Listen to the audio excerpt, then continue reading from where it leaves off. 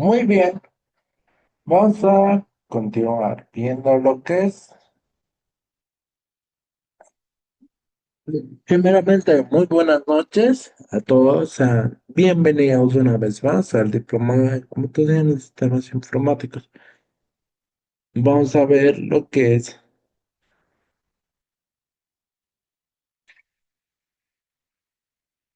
RAM y ROM, ¿no? Vamos a ver lo que es, ¿no?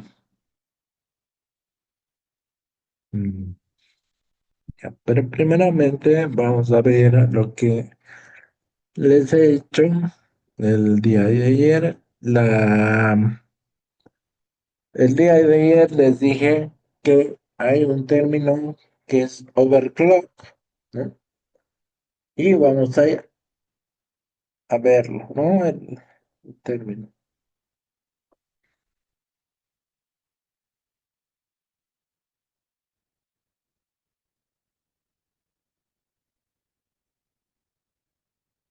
Eh, ya,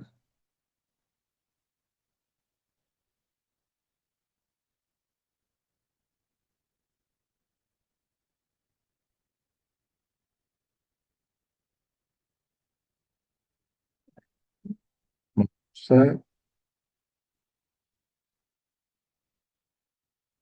compartir pantalla y ya.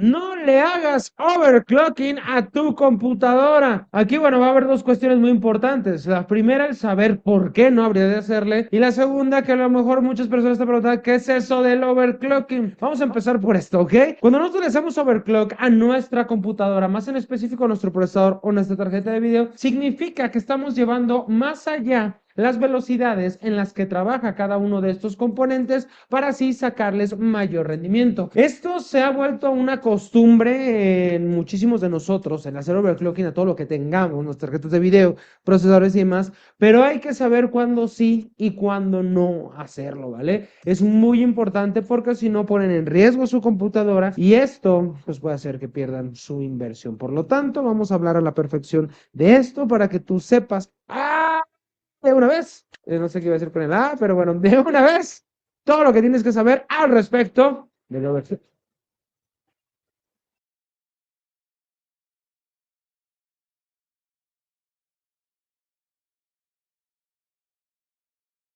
Que pronto siga con este grandioso, sí, video. Su servidor, el chico de los comerciales, les va a recomendar URCDK, la cual es una tienda que vende licencias de muy bajo costo para que ustedes puedan activar su Windows Office. También van a encontrar videojuegos. Como siempre, les recomiendo que únicamente compren mediante PayPal. De esta manera es rapidísimo y súper seguro, ¿verdad? Pero ahora sí, yo me voy para que pronto siga esto, que a mí me interesa mucho. Voy a estar aquí un ladito viéndolo, a ver qué tanto. Primero que nada vamos a atacar el lado donde nosotros no debemos de hacer overclocking. ¿Cuándo no? ¿Ok? Primero que nada, el overclocking cuando nosotros lo hacemos bien puede estar trabajando sin complicaciones todo el tiempo, pero cuando nosotros no lo hacemos bien, este puede estar fallando constantemente. Puede ser que nuestra computadora nos dé pantallas azules, que se apague de la nada y demás cosas. Entonces, ¿cuándo no debemos de hacer overclocking? Cuando nosotros utilizamos una computadora profesional y una computadora que se dedica a trabajar 24/7, aquí es cuando yo no les recomiendo mucho que hagan overclocking para sacarle un poquito más de provecho a los componentes. En este aspecto, muchas personas me van a decir, oye, pero pues si yo quiero que renderice más rápido, proto, entonces si le hago overclock, ¿va a renderizar mi PC más rápido? Así es. Va a renderizar más rápido su PC, pero no se lo recomiendo que lo hagan porque esto conlleva a problemas en un futuro. Tal vez si tú tienes un proyecto de 3 4 horas de renderizado, puede ser que en algún momento este proyecto deje de funcionar. Y bueno, más bien la computadora deja de funcionar y este proyecto se te echa a perder. Entonces, en estos casos, en los lados profesionales, no les recomiendo en el 99% de los casos, ¿ok? Ahora tú me vas a decir, oye, pero tampoco me lo recomiendas si yo soy gamer. Aquí vamos a atacar un punto. No lo recomiendo mucho en el lado donde ustedes quieren ver más fotogramas por segundo y pues saben que el procesador está inmiscuido mucho en el alcanzar más FPS, hablando más en específico, pónganle con un jueguito, Counter-Strike. Entonces tú sabes que si le haces overclocking, el procesador va un poquito más rápido, puedes sacarle mayor provecho. Cuando no lo recomiendo en estos aspectos, cuando nosotros utilicemos procesadores de gama media o gama alta de última generación, no es muy provechoso, no es muy provechoso que nosotros nos pongamos a hacerle overclocking tal vez a un Ryzen 7 3700 por este lado para sacar un poquito más de fotogramas por segundo o a menos, ¿ok? O a menos que el overclocking sea bastante básico, que es lo que encontramos en todos lados, porque aquí es otro punto que hay que hablar, el overclocking básico y el overclocking avanzado. Entonces, el overclocking básico, ¿qué es? Llevar un 3600 a las velocidades de un 3600X. Eso es un overclocking básico, no vamos a subir mucho las velocidades de nuestro procesador, ¿ok? Entonces, en esos casos, lo podemos recomendar, ¿ok? Lo podemos recomendar que hagamos algo básico para llevarlo. Pero, donde ustedes, no, pues tengo que sacarle mucho. Entonces, no recomiendo en este aspecto del gaming de ponerse a sacarle muchos, en verdad, mucha velocidad para sacar más fotogramas. Y esto va a conllevar un poquito también de lo que pasa en el lado profesional, que puede ser que en medio de una partida se comporte un poquito extraña tu tarjeta madre, no sea totalmente estable y que pueda hacer que tu computadora te dé un pantallazo, ¿ok? O se apague completamente.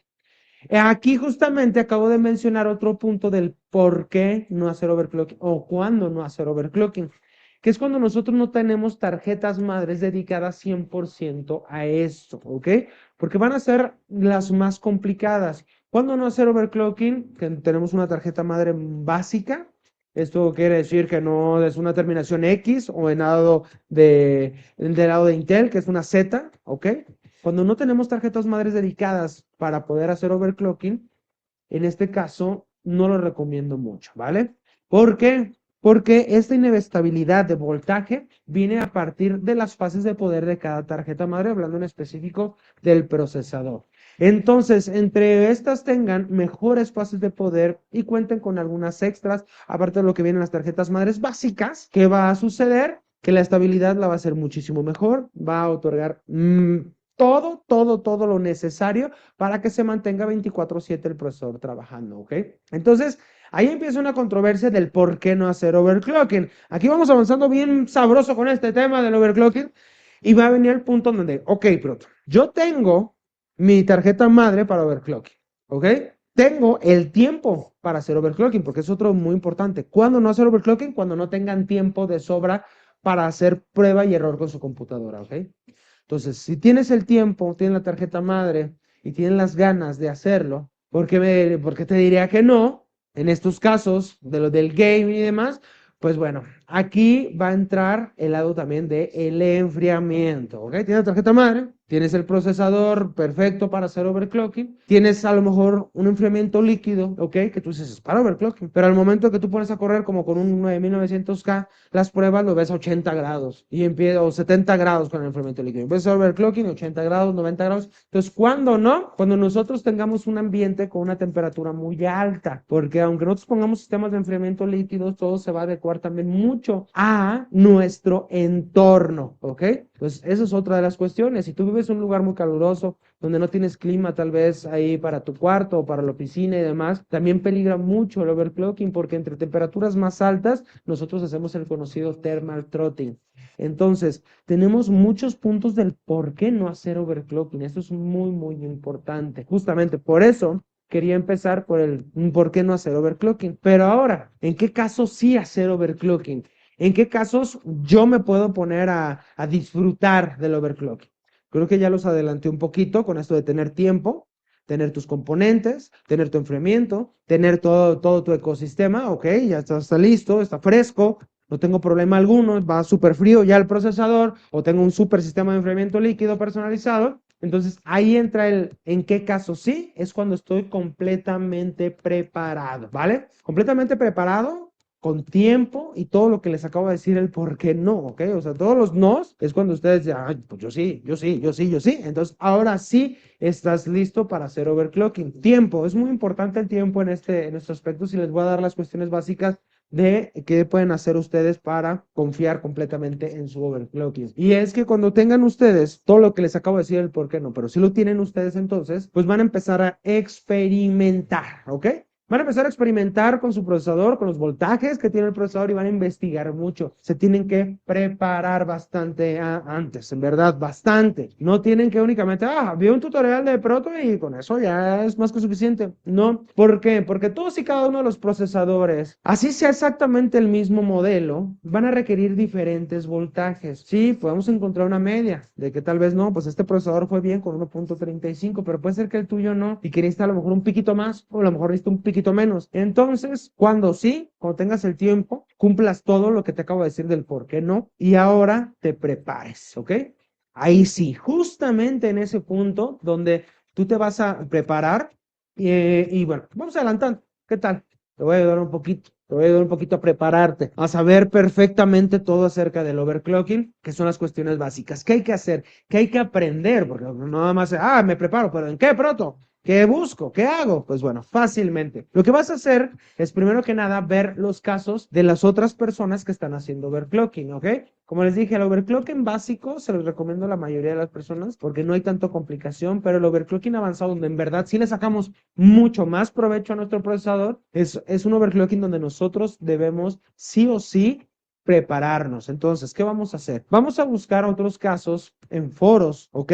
En los cuales digan, no, pues mi procesador alcanzó tantos gigahertz con tanto voltaje. Y ustedes van a empezar a hacer prueba y error de esto. ¿Cómo lo van a hacer? Primero que nada, van a descargar, bueno, les recomiendo algunos programas como OCCT, también está AIDA 64 y hay otros programas que ustedes pueden averiguar también para estabilidad de nuestro procesador. Entonces, una vez que nosotros ya tengamos todos estos programas, vamos a buscar la estabilidad de nuestro procesador. Vamos a ir y vamos a aprender un poquito también de BIOS. Vamos a ver dónde están cada uno de los módulos que nosotros que mover para darle overclocking, obviamente, a nuestro procesador, investigar muy bien desde el overclocking básico. Y entonces vamos a empezar a jugar justamente con estos valores. Buscamos que la estabilidad de nuestro procesador todo el tiempo esté a la perfección con ciertos valores. Una vez que lo alcanzamos, subimos las velocidades poco a poco. Les recomiendo que lo vayan haciendo en verdad muy poco a poco. No que de repente, si su procesador está corriendo a 3.8 GHz, de repente lo quieren llevar a 4.5 y meterle un montón de voltaje. No, vayan viendo cómo se va comportando. Yo lo que hago personalmente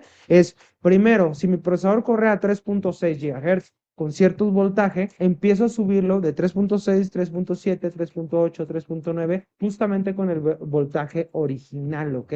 Con el voltaje de stock. Una vez que veo que ya está inestable, que no arranca Windows y demás, empiezo a subir poco a poco el voltaje, ¿ok? Entonces, sí nos vamos podemos dar una idea de cómo se debe de hacer esto y cómo debemos de ir buscando todas estas pruebas y errores. Entonces, investigan todavía un poquito más, investigan qué modelos tal vez, porque hay diferentes tipos de modelos en su mismo procesador, dependiendo de dónde se fabricaron, dependiendo de en qué temporada se fabricaron y demás. Entonces, investigan un poquito más acerca de su procesador. Y una vez que por fin ya vieron, está la estabilidad, por fin está corriendo a 4.8, a 5 GHz, a 5.2 GHz por fin, hagan que este procesador pase una prueba de estabilidad mínimo de 12 horas. Así es, mínimo de 12 horas. ¿Y por qué les recomiendo esto? Porque les voy a quitar completamente los dolores de cabeza, que es estar jugando con tu procesador bloqueado a las 3 horas, estés con las partidas con tus amigos y que se crashee tu computadora por falta de voltaje del procesador. Entonces, una vez que tú ya pasas 12 horas, ahora sí tienes un overclock bien hecho. Ahora sí tienes un overclock listo para disfrutarlo en verdad, ¿ok?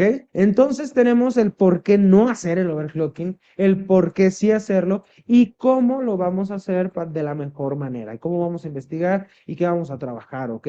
Entonces, son cuestiones muy básicas que se me hacen básicas después de que las aprendí. Yo creo que a muchos se les complica un poquito el tema, pero sé que esto les va a ayudar a toda la gente. Y entonces, ahí nosotros pues vamos a saber perfectamente si hacerlo o no hacerlo. Después de que sepamos todo esto, después de que sepamos que hay que investigar, que hay que trabajar mínimo 12 horas y más, pues yo sé que tal vez diga, a lo mejor no lo hago, mejor hago uno sencillito, uno que me enseñe el tutorial de Proto y con mucho gusto, pues así me quedo. Entonces, yo les voy a ir diciendo y saben que si quieren más videos de este estilo, denle like para que nosotros subamos más y más y más contenido para ustedes que son overclockers, ustedes usuarios más avanzados del mundo de las computadoras.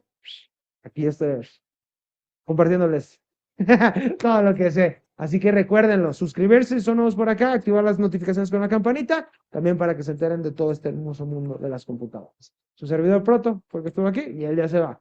Hasta la próxima. Ay.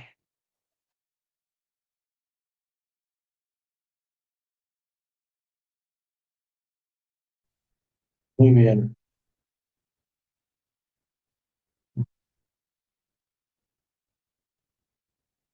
¿Qué vimos procesadores también? Vamos a ver. Hay también otra diferencia. Vamos a ver la diferencia de re- refrigeración de aire y de líquido, ¿no? Vamos a ver.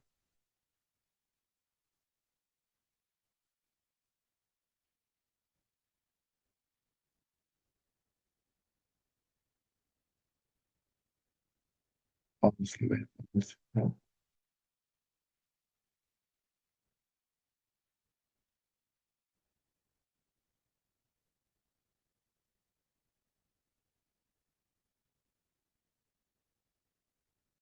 Más preguntadas por la comunidad gamer, PC Gamer, PC Master Race de Internet y jugadores de Ujú. PC del mundo unidos es, ¿me compro una refrigeración líquida o me compro una refrigeración por aire? Team aire, team ambos. Sí, yo soy team ambos. Depende del proyecto, depende de la caja, depende del PC. No, no soy partidario ni de uno ni de otro. Y no solo eso, sino que además hay varios tipos de líquidas, ¿vale? Hay líquidas custom, hay líquidas all-in-one. Las all-in-one son las que vienen todo en uno ya montadas. Las líquidas custom son las que te montas tú. Los disipadores, pues de aire también hay muchos tipos. Hay más grandes, más pequeños. Hay mucha variedad realmente de soluciones de refrigeración. Pero bueno, en cualquier caso, hoy tenemos dos productos de la marca Deeppool. Por un lado, una líquida custom. Esta es la All-in-One Mystic 360, ¿vale? Que es un nuevo modelo que han sacado. Tiene un soporte hasta 300 vatios de TDP. O sea, si el Flipa. procesador produce 300 vatios, pues esto consigue enfriarlo. Tendríamos que estar preparado un poco para la generación de nuevos procesadores. Exacto. Y 7 y 9 Y casi, 7 y ¿no? 9, ¿no? Digamos, Mm. un poco la all-in-one que le pondrías. Aparte de eso, básicamente otro cambio que están haciendo mucho ahora en este tipo de líquidas es hacer los microcanales más, que sean más finos. Sí, lo que es la placa fría, Sí, prácticamente lo que el contacto entre procesador, pasta térmica y la refrigeración, pues digamos que está diseñados todos los cold plate de una forma para que se transmita mucho mejor el agua a nivel de presión hidráulica y refrigere mucho mejor. y esto es una cosa que es increíble, y es que con los nuevos procesadores que han salido a la venta de todas las marcas, tanto la serie 7000 como las series nuevas derivadas de Alder Lake de Intel, han tenido que crear nuevos disipadores para poder enfriar esa cosa. O sea, lo que había antes no vale, No tío. vale. Y bueno, este caso es el upgrade que ha hecho Deepcool, ¿no? La nueva Mm. serie, que tiene esas mejoras. Y otra cosa que tiene, que es curiosa, que me mola bastante que tienen ahora las All-in-One, es que tiene un giroscopio. Entonces, según Eso cómo da. pones la parte esta de aquí, la de arriba, te lo detecta por Exacto. gravedad, digamos, y te pone la pantalla en el sentido correcto. Entonces, si no te gusta esta opción, tienes la opción de aire. ¿Qué pasa con la opción de aire? Esto se llama Assassin Assassin. 4S. Es como el asesino de la temperatura. Entonces viene con este ventilador justo en medio que permite que enfríe. Claro. Esta versión solo tiene un ventilador, Sí, pero hay una exacto. versión que tiene dos. Digamos que esta es como la revisión, que es un disipador que ya de por sí es masivo, es muy grande, Es muy grande. pero que no te, digamos, te choque con, por ejemplo, con el tema de las memorias Ya. y con el tema del Sí, pues VRM. está pensado para que tenga esta orientación, ¿vale? Para que el flujo de aire vaya desde aquí Ah, delante hacia exacto, atrás, ¿no? Sale por la parte de atrás. Entonces exactamente, aprovechas el ventilador trasero de tu chasis para terminar de sacar el aire. Sí, exactamente. aparte, mira, tiene como esto desplazado, que supongo que es para aumentar la superficie de este lado y aquí tener espacio para meter las RAMs y que no te moleste, ¿no? Exactamente. Imagino que será Sí, por sí, eso. sí, es por Y eso. luego tiene un montón. Esto de aquí son los heat pipes. Estos Mm, tubos de aquí por dentro son son- huecos y tienen un líquido que se evapora muy sí, rápido exacto. y les permite mover el calor de forma muy rápida hasta aquí. Y luego todas estas aletas son las que reciben ese calor y el ventilador de dentro disipa el calor directamente de aquí. Esto normalmente es híbrido entre cobre y aluminio, ¿vale? Las aletas Mm. suelen ser de aluminio y los tubos estos de aquí, los heat pipes, suelen ser de cobre. Y esta parte de aquí también es cobre niquelado. Entonces, dicho esto, ¿qué diferencia física básica hay entre una líquida y un disipador de aire? Así a simple vista. Vamos a darle. Aquí en la líquida tenemos esto de aquí, esto es un radiador. Aquí entra el agua por la parte de arriba y sale por la parte de abajo. Por este tubo viene agua, entra en el radiador, pasa por dentro, pasa por toda esta parte, llega hasta aquí, se intercambia por la mitad de abajo vuelve y vuelve a salir por el tubo este de aquí abajo. Este radiador es muy parecido a las aspas que tenemos en el disipador este de aquí, es prácticamente el mismo sistema. La diferencia es que en medio de las aspas, veis que hay unas rayas aquí, ¿no? Todas estas rayitas. Estas rayitas son unos tubos muy, bueno, relativamente finos de cobre por donde pasa el agua y estos tres ventiladores se encargan de enfriarlo. ¿Qué ventaja tiene esto de forma más rápida y clara? Bueno, pues que esto lo podemos poner, por ejemplo, en el frontal, o en la parte de arriba de nuestro chasis, o incluso en la parte de abajo en algunos casos, o incluso en el lateral en algunos casos. Pero lo podemos poner Exacto. contra una pared externa, o sea, esto lo puedes pegar a una pared que dé directa hacia el exterior y puedes tanto chupar aire frío de fuera adentro como sacar aire de dentro afuera. Y esto la ventaja que tiene es que tú coges el calor, lo quitas de este sitio, te lo llevas y lo enfrías aquí abajo, mientras que aquí tiene que entrar aire frío por aquí, desde dentro del chasis, y sale adentro del chasis. Entonces el Exactamente. calor lo tienes dentro del chasis. Tú tienes que encargarte de quitar ese calor del chasis con otros ventiladores. Y esto puede ser complicado en ciertos chasis o en ciertos montajes. Entonces a mí lo que me gusta normalmente de la líquida es eso, que te permite tener una superficie muy grande donde disipar el calor lejos de aquí, lejos de este punto de calor máximo. Y además te permite tener muchos sitios y mucha visibilidad a la placa base. A mí es lo que me gusta de las líquidas All-in-One y en general de las líquidas, y además que son muy estéticas. Por otra parte, esto también es muy interesante, ¿vale? Solo con este aparato, que literalmente, del punto de vista mecánico, es más simple, para que esto falle se tiene que romper ese ventilador.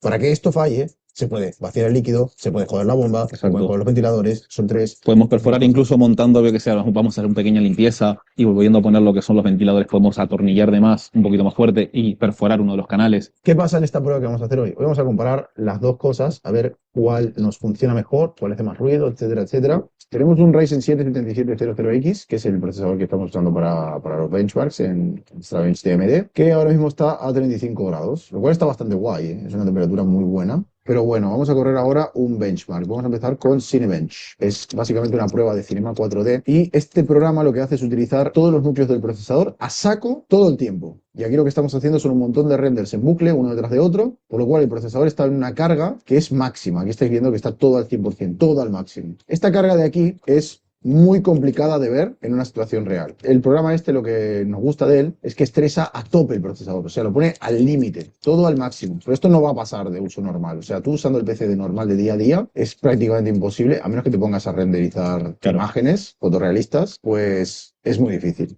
Uy, 90 graditos, 93 grados, mamma mía, bueno, es normal, ¿eh?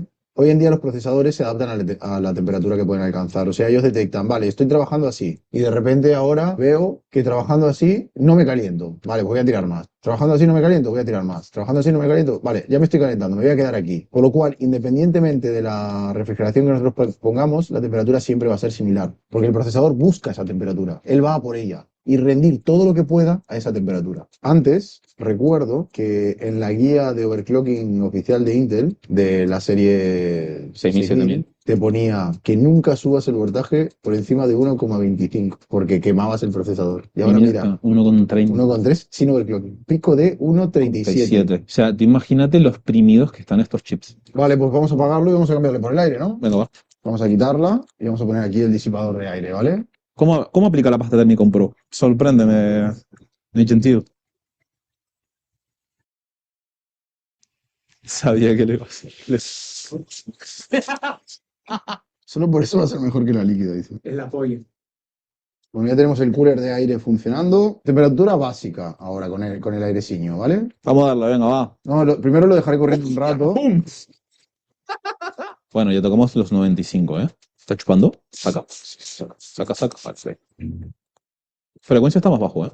La media de voltaje es más baja. La media de frecuencia también es un poco más baja. O sea que no está alcanzando la misma frecuencia ni está alcanzando el mismo voltaje. Los picos se alcanzan, pero los picos son una cosa que se toca un segundo y luego baja. Exacto. Las medias, o sea, el average, Sí. o sea, la mayoría del tiempo funciona a un voltaje más bajo. Y la frecuencia también. ¿Por qué pasa esto? Por temperatura. Por temperatura. O sea, el procesador se está ajustando más bajo porque no consigue enfriar igual de rápido que antes. O sea, el procesador está literalmente funcionando un poquito más lento porque el aire no lo enfría igual de bien que la líquida. A ver, también es normal, en el sentido de que la líquida es mucho más grande, tiene una superficie de disipación más grande Claro, exactamente. y además es más cara también. Estamos hablando que son 60 euros de diferencia.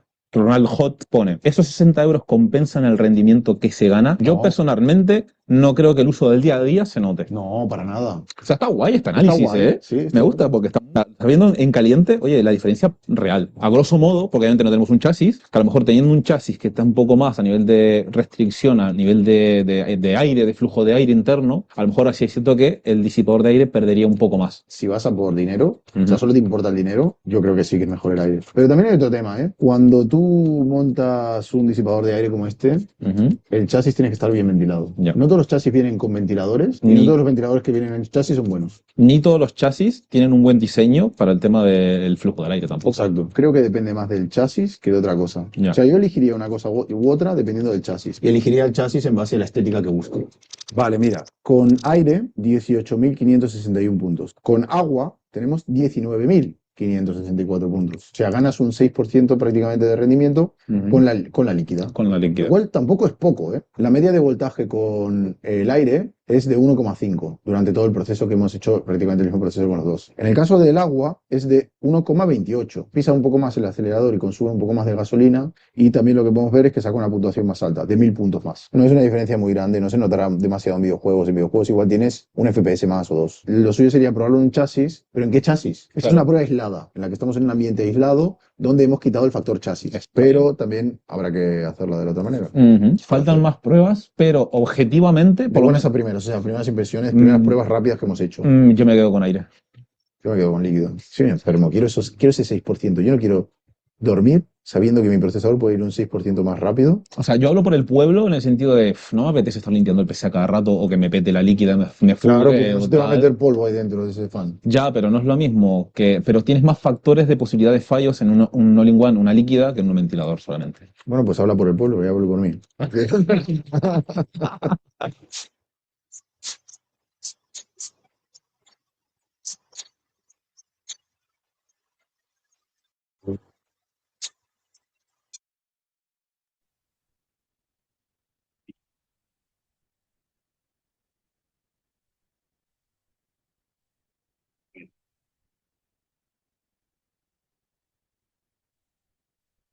A ver, veamos la diferencia de este, ¿no?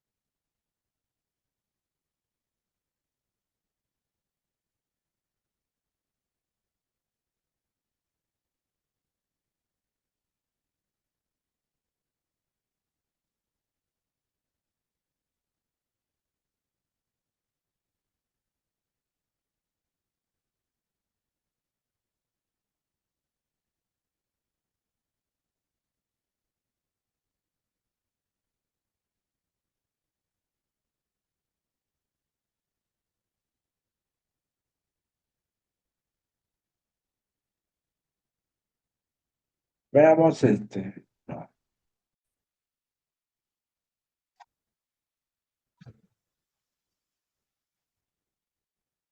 Iba a empezar haciendo este video como una especie de versus 32 contra 64 bits. Y puedo continuar haciéndolo así, pero no lo haré. Yo lo que busco es que entiendas las diferencias de el uno con el otro sin ponerlos a pelear. Si ya te habrás dado cuenta, hay procesadores de 32 y 64 bits. Y también, si has notado, hay sistemas operativos de 32 y 64 bits. Y no podemos olvidar que también existen programas exclusivos para cada una de estas dos cantidades. No hace falta que te diga que no te quiero confundir, ya que haré mi mejor esfuerzo para no hacerlo y esperando que te lleves algo de conocimiento bastante digerido a casa. Los procesadores de 64 bits manejan conjuntos de instrucciones más avanzados que los de 32. Con esto me refiero a que manejan un lenguaje más enriquecido y es más fácil que establezca una comunicación con el software de tu equipo, a diferencia de los de 32 bits que su lenguaje es más sencillo. Te lo pondré de esta forma. Vamos a imaginar que nuestro procesador de 64 bits es un procesador altamente estudiado y graduado de la mejor universidad. Su forma de expresarse es muy clara y muy directa, no se esfuerza mucho para establecer un nexo con nuestro sistema operativo ni con los programas. Caso contrario de nuestro procesador de 32 bits, él no tiene muchos estudios y se expresa con palabras menos claras y no muy precisas, por lo que se tiene que esforzar más para entenderse con el sistema operativo y con los programas. Esto en ambos casos afecta el rendimiento, ya que ambos procesadores se encargan de manejar la información que estamos trabajando, pero uno es más eficiente solicitando la información al sistema y el otro no. El sistema operativo tiene que ser del mismo rango de bits que el procesador para una correcta comunicación.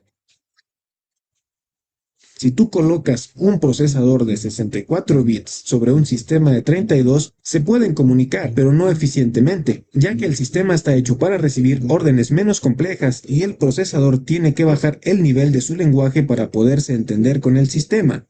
De igual forma, si colocamos un procesador de 32 bits en un sistema de 64, el sistema tardaría mucho en llevar a cabo todas las órdenes del procesador porque serían deficientes, pero con la gran diferencia que el sistema no puede bajar su complejidad para entenderse con el procesador.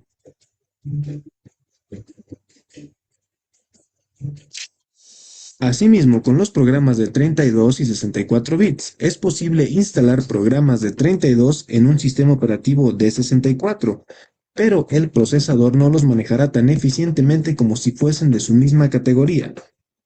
Aplicando esta misma lógica, si invirtiéramos los papeles, funcionaría deficientemente si instalamos un programa de 64 en un sistema de 32.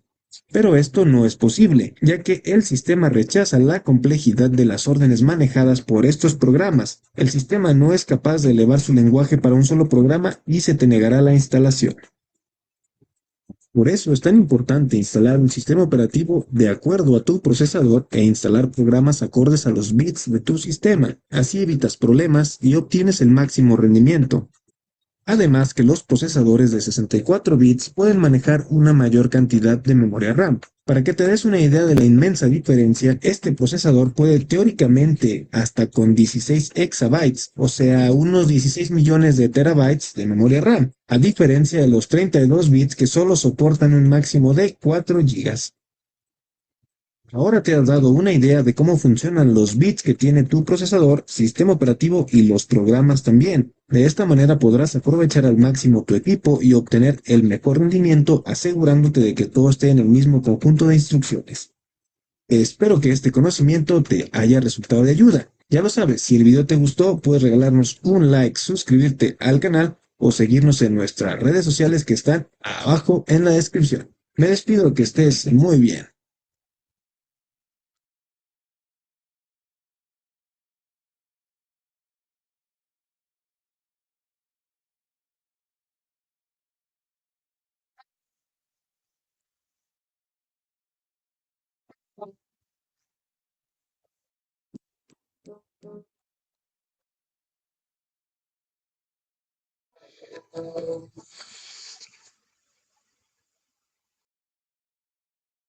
Muchas personas se han preguntado a la hora de elegir una computadora o smartphone con determinado procesador si es mejor una mayor frecuencia con pocos núcleos o más núcleos a menor frecuencia.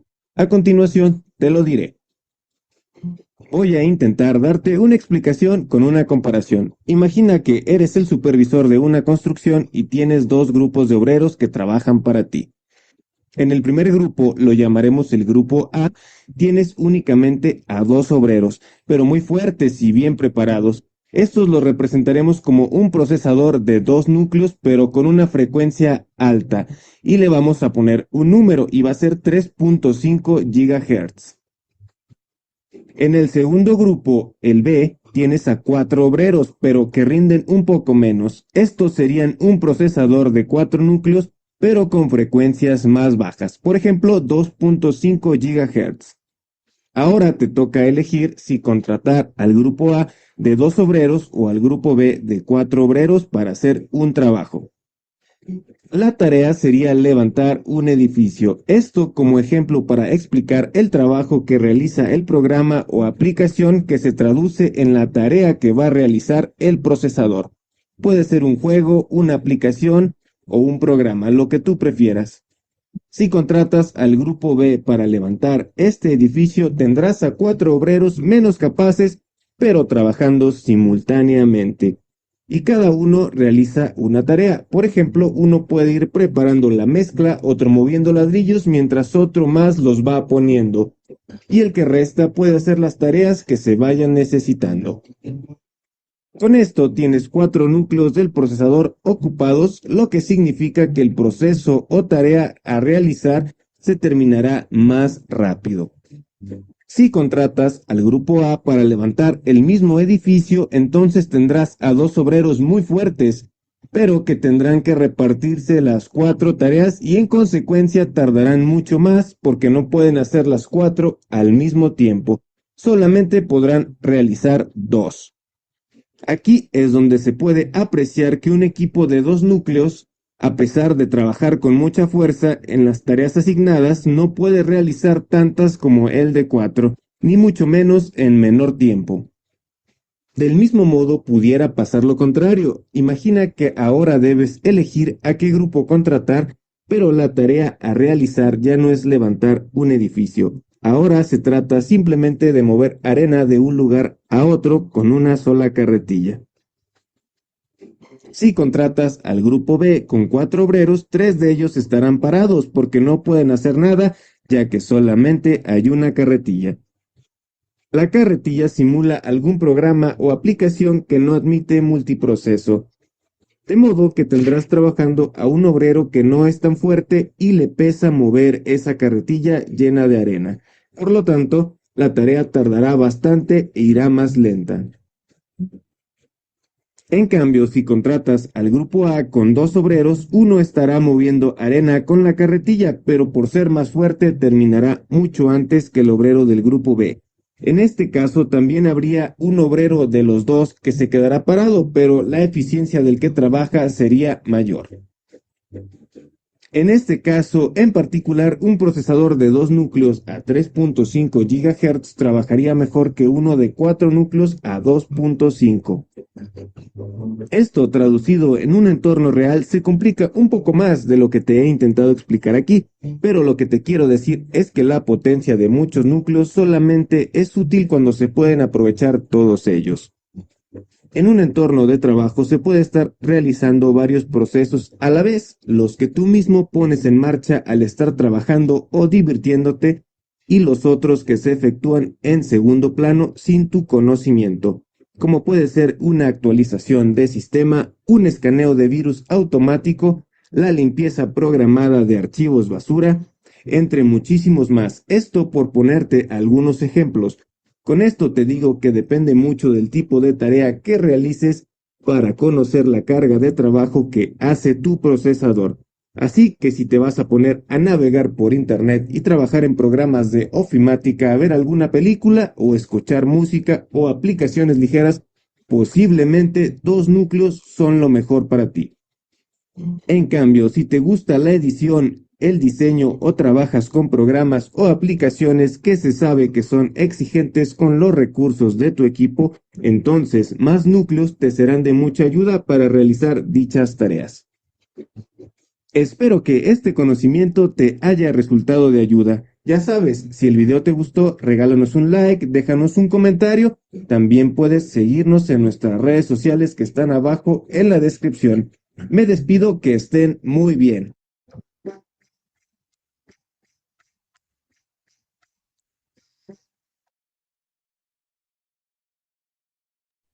Muy bien, ahora sí. Eh,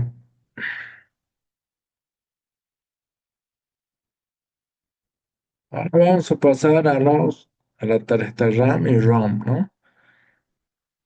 Ya vimos lo que es procesadores, qué es overclock, qué conviene comprar, ¿no? Si, si queremos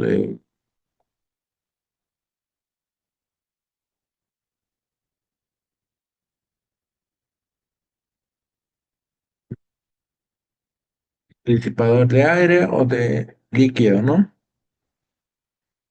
Prácticamente no varían mucho, ¿no?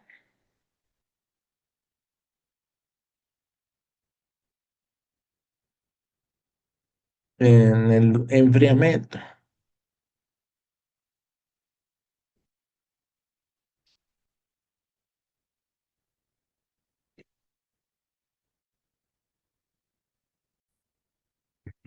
¿No?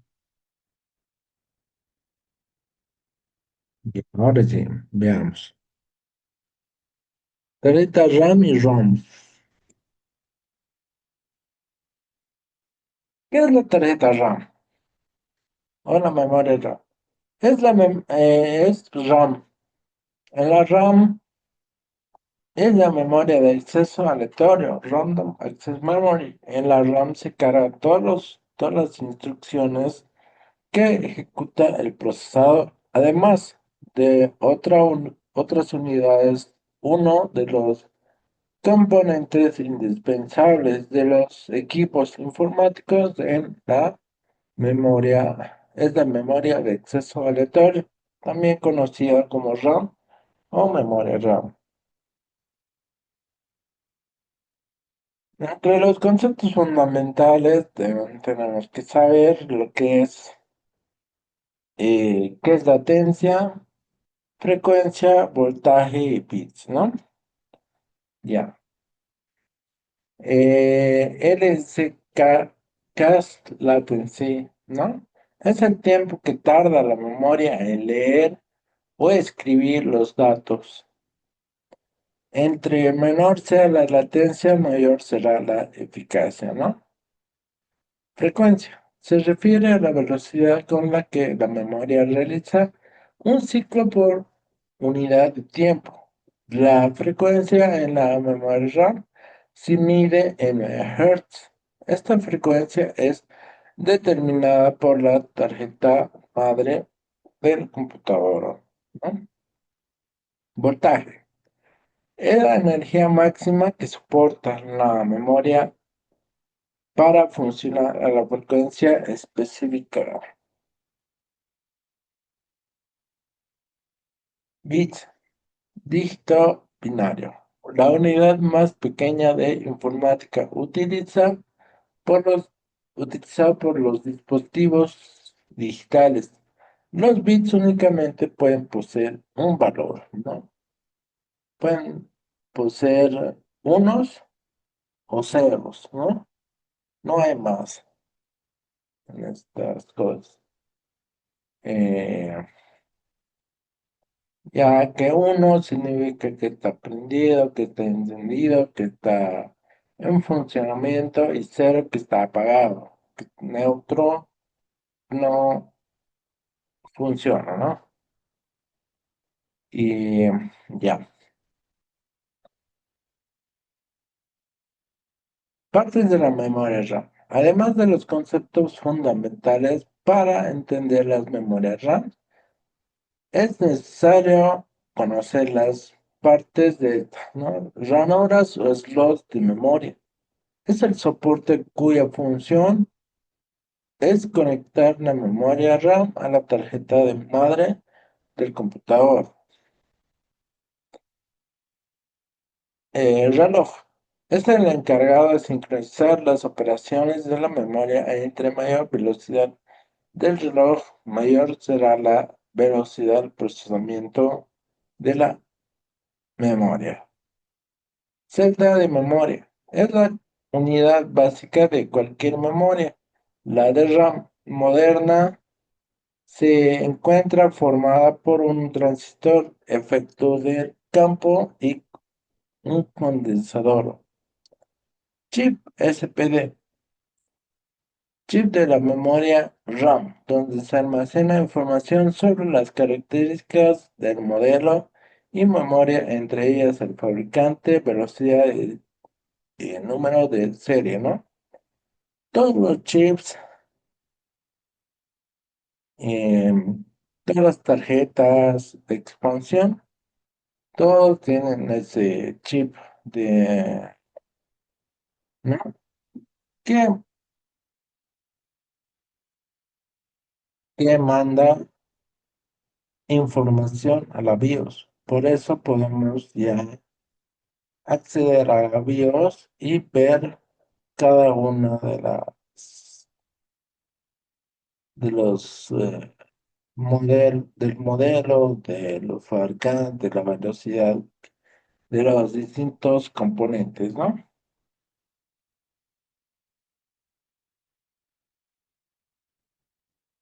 Ya. La memoria RAM se encuentra organizada en dos categorías que son de suma importancia. Conocer al momento de analizar su funcionamiento. La memoria SRAM no necesita ser refrescada o actualizada mientras el suministro de energía no sea cortado. Esta característica hace que la memoria SRAM tenga una velocidad de procesamiento superior que la de RAM, ¿no? La memoria de RAM, a diferencia de la SRAM, necesita ser refrescada cada cierto lapso de tiempo por cargas eléctricas. La memoria de RAM es utilizada como memoria principal en la mayoría de los dispositivos computacionales actuales.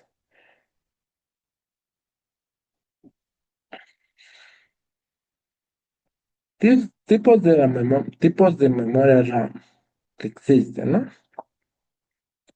La RAM ha evolucionado con el pasar de los años. Las mejoras se enfocan en elevar el rendimiento de los equipos y diversificar los tipos de RAM que existen en el mercado, ¿no? Tenemos la SIM, que es Single Line Memory Module, ¿no?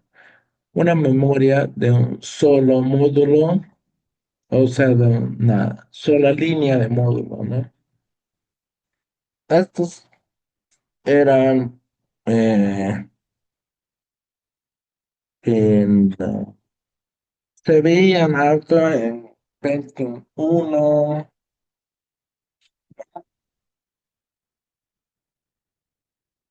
Celeron, ¿no? Los más antiguos, antiguamente se comunicaba, se hacía esto, ¿no?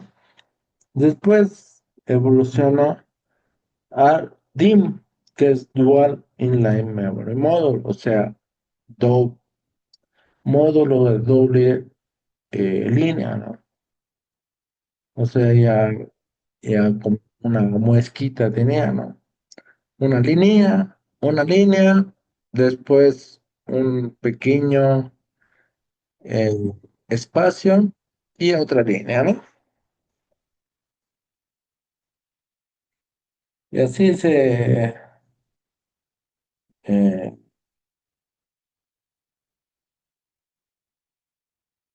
se manejaba. Después las DIM, Rambus Rambus Inline Memory Module, ¿no? Esta memoria especialmente es para aquellas máquinas portátiles, ¿no?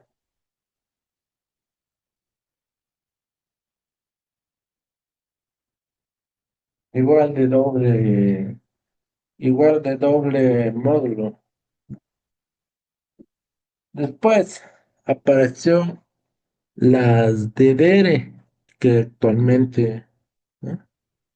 DDR Double Date Rate o memoria de doble transferencia, ¿no? Una muy cómodo, ¿no? O sea, como doble transferencia, o sea, tiene anverso y reverso, ¿no? De la memoria. Líneas y líneas, ¿no? Bueno, una mayor conexión, transferencia de datos. Ya. Vamos a ver la familia de DDR, ese es de RAM, ¿no? Es la primera generación de este tipo de memorias, transmitían simultáneamente dos canales. en un mismo ciclo de reloj con una velocidad mínima de transferencia de 1600 megabytes por segundo, ¿no? Aquí vemos una memoria DDR1 con una DDR1 400 de 1 GB, ¿no? Aquí vemos en la otra tabla la DDR1 400, que venía con 200 MHz de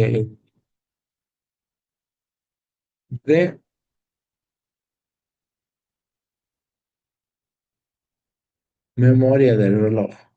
Un reloj de bus, 200 MHz.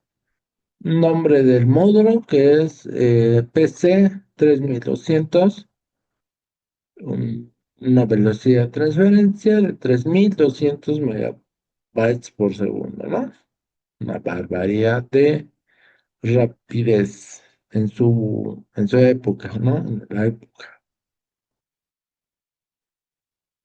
Después apareció la DDR2, que es la segunda generación de la familia DDR, ese es de RAM, incorporando mejoras tanto en el aumento de la velocidad mínima de transferencia como en el consumo como en la disminución del consumo de energía, ¿no?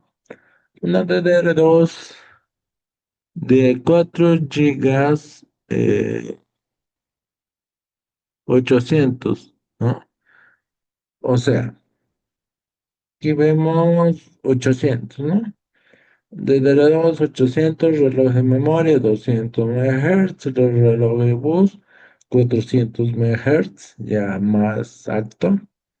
Un nombre del PC del módulo se llama PC2 6400 y una velocidad de transferencia de 6400 megabytes por segundo, ¿no? Y la tercera generación, con los avances de la tecnología y los nuevos requerimientos, surgió la tercera generación, con mejoras tanto en el consumo de energía como en la transferencia de datos por ciclo de reloj, superando las generaciones anteriores y duplicando la tasa de transferencia mínima de 3200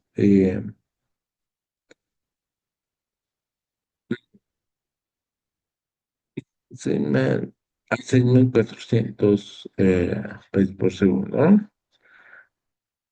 Aquí vemos una de 8 gigas de DDR3, ¿no? Supongamos es de 1600. Y aquí vemos una DDR3 de 1600 de reloj de memoria de 200 MHz, reloj de bus 800 MHz, un nombre del módulo que es PC3 12800 y una velocidad de transferencia de 12800 megabits por segundo, ¿no?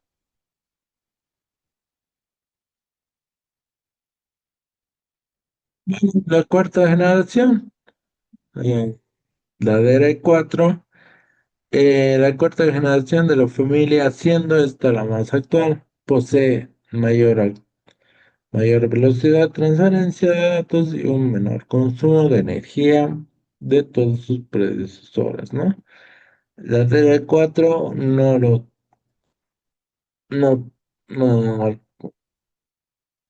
no lo tomé bien la foto. Digamos una DDR4 de 8 gigas igual de 2400. Ya. Es DDR4 2400, un reloj de memoria 300 MHz, un reloj de voz de 1200 MHz, un nombre de PC del módulo PC4 19200 y una velocidad de transferencia de 19.200 megabytes por segundo, ¿no? Barbaridad de velocidad. Pero no acaba acá. Han sido han seguido sacando hasta la DDR5, ¿no? Las nuevas memorias DDR5 tienen un controlador de corriente integrado en el propio módulo llamado PNIC, que ayuda a la correcta administración de energía de la memoria. Estos módulos consumen menos que la anterior generación, con un consumo de 1.1 voltios frente a los 1.2 voltios de la memoria DDR4, ¿no? Y bueno, así luce la DDR5, ya tiene otro color, más simplificado y menos, digamos, menos chips, ¿no? Estos chips son más poderosos, o sea, tienen más componentes integrados y ya, ¿no? Y bueno, digamos una tela de 5 de 16 gigas,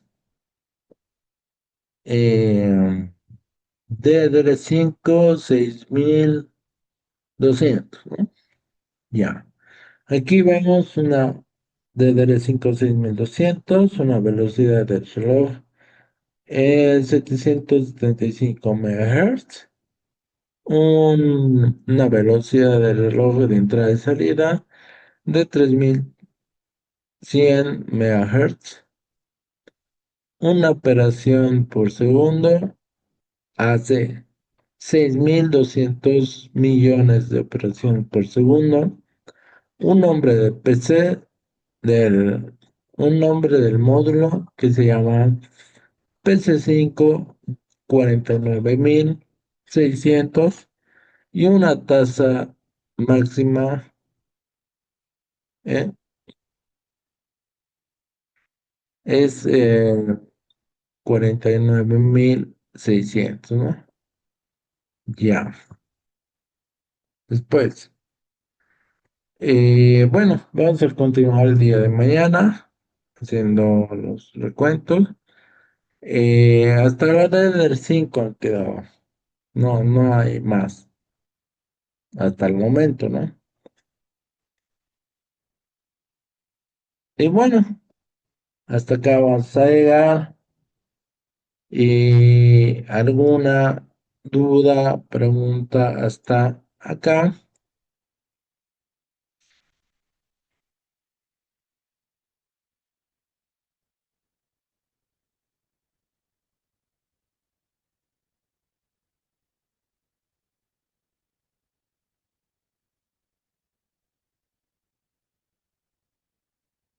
Y bueno,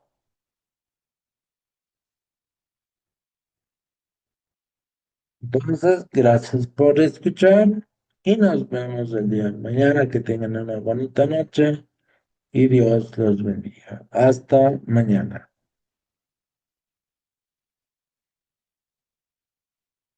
Chao, Hasta chao. mañana. Hasta mañana.